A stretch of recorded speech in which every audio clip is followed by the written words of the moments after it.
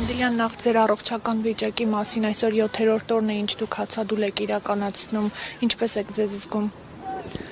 Ավելի լավ, նախորդ օրերին բժշկական օգնություն ստացա ցուցանիշներից բարելավելու, ճնշումս էր ցածր եւ ջերազրկվել էի, ջուր ստացա, փոքր ավելի լավ, դե ամեն օրը մի քիչ իր ազդեցությունն է թողնում, իմ կազմվածքի հետ կապված նաեւ դժվարություններ կան, բայց չէ, ավելի լավ եմ այսօր։ Շնորհակալ եմ։ Այս ընթացքում ձեզ քաղաքական, հասարակական գործիչներ, հոգևորականներ այցելել են, գոհ եք այդ այցելություններից առավել։ Ճիշտ ասած, տարբեր մարդիկ են այցելում, այդ թվում նաև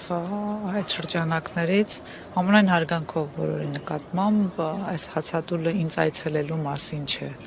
Սա հացադուլ խնդրանք է Ռուբեն Վարդանյանին իր հացադուլը դադարեցնելու, հասկանալով, որ նրա կյանքին վտանգ է սպառնում այդ հացադուլի հետևանքով եւ հետեւաբար ես շատ շնորհակալ կլինեմ, եթե բոլոր քաղաքական, հասարակական, հանրային գործիչները նույն խնդրանքով հրապարակային դիմեն Ռուբեն Վարդանյանին, որ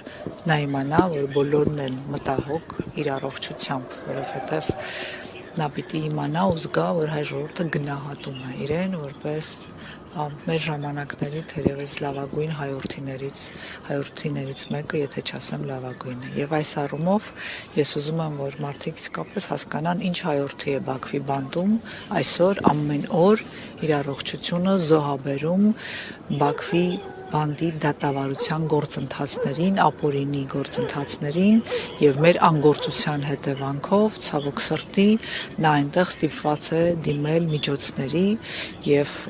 մեր խնդրանքը իրեն պիտի ցույց տա, որ մենք սպասում ենք իրեն Հայաստան։ Քանդիլյան, ինչու պահանջ չի ուղղվում հենց հացադուլի պահանջներից մեկն էլ, ինչու չի ուղղվում իշխանություններին որևէ քայլ ձեռք առնել, որտեղ տպավորությունն է, որ Հայաստանի իշխանություններն ամբողջովին ձեռքերը լվացել են։ Եթե հացադուլ անեի այս իշխանությունների հետ որևէ բան խոսելու, թերևս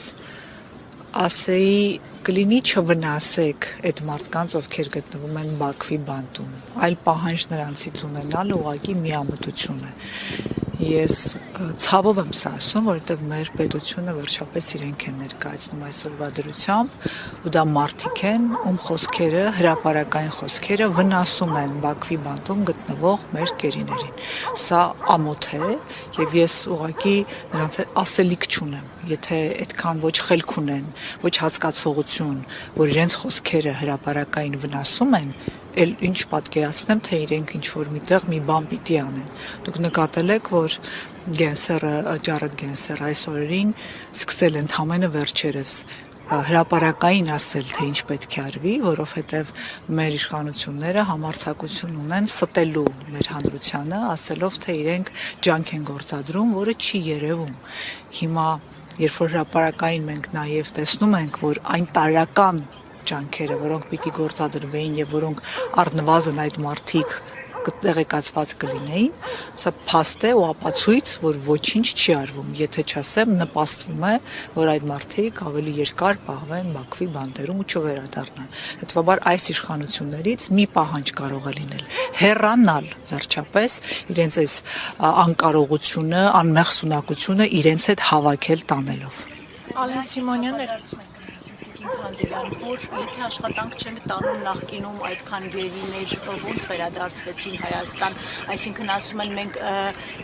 դիվանագիտական խողովակներով տանում ենք աշխատանքը, բայց չենք բարձրացնում, այսպես են հակադարձում, մեջ բերելով այն, որ նախկինում գերիներ են վերադարձել։ Վստահ եք, որ նրանց աշխատանքի շնորհիվ է դա։ Իրենք ամենայն դեպս այդպես են Նրանք այդպես միշտ կարող են պնդել, նրանք կարող են իրենց միշտ վերագրել բաներ լավերը, իսկ վատերը գցել նախկինների, եղանակի վրա, հարևանի վրա, չգիտեմ, շան վրա ինչ-որ մի հատ, որը հաչած փողոցում, նրանք այդ մարդիկ են։ Նրանց մանիպուլյացիան եւ ստախոսությունը կարմիր գիծ չունի, սահման չունի։ Ես վստահ չեմ, որ իրենք ջանք են թափել ու այդ ջանքի շնորհիվ է։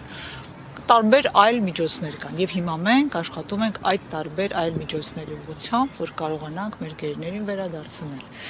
Եվ ահա արդեն 7 գերի դատապարտված են, չէ, դատը ավարտվել է եւ նստած են։ Նրանց կարողանում են վերադարձնել կամ արտահանձնել այլ երկիր, որ այնտեղ նստեն։ ոչինչ չեն կարողանում։ Եթե մի օր մի աշխարհակաղական դերակատար այդ գործով զբաղվի, միգուցե ինչ որ բան ստացվի, այնպես որ ինձ մի ասեք, թե դա իրենց ջանքերի շնորհիվ էր։ Նաև միջազգային հարցերով հայաստանյան ներկայացուցիչը Եղիշե Կիրակոսյանը երեկ իր պաշտոնը լքեց, խոսակցություններ կան, որ Հայաստանը պատրաստվում է հետ քաշել այն հայցերը, որոնք ներկայացված էր Ադրբեջանի դեմ, սրանով էր Եղիշե Կիրակոսյանի ազատումը պայմանավորված։ Թերևս Եղիշե Կիրակոսյանն է պետք այդ հարցը ուղղել, ես ինձ թույլ չեմ տա մեկնաբանել, կարելի է ենթադրել ամեն ենթադրություն, բայց նա կարծեմ պարզաբանում է տվել, ինչով է հիմա որքանով է դա իրական պատճառը, դա Եղիշեի գործն է, բայց այն, որ Հայաստանը նման մտադրություն հրապարակային հայտնել է, դա փաստ է եւ իրեն հարգող յուրաքանչյուր իրավաբան, ով այդ գործով զբաղվում էր, իսկապես պիտի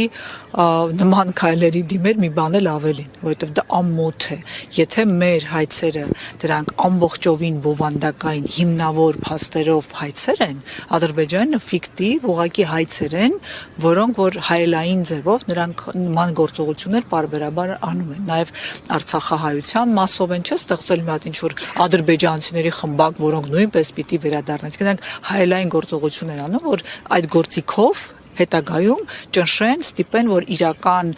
գործընթացները Հայաստանը դադարեցնի։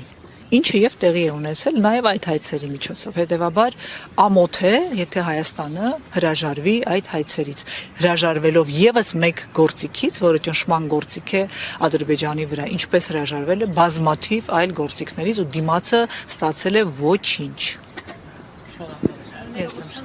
Տիկին Թանդիլյան, հենց այս պահին Ռուբեն Վարդանյանը Բաքվի բանտից իրական եւ երկարատև խաղաղության կոչ է արել, նշելով, որ ես զոհ չեմ, ես գիտակցում եի, թե ինչի եմ գնում, երբ մեկնեցի Արցախ։ Ես կասկած չունեմ, ես դա գիտեմ։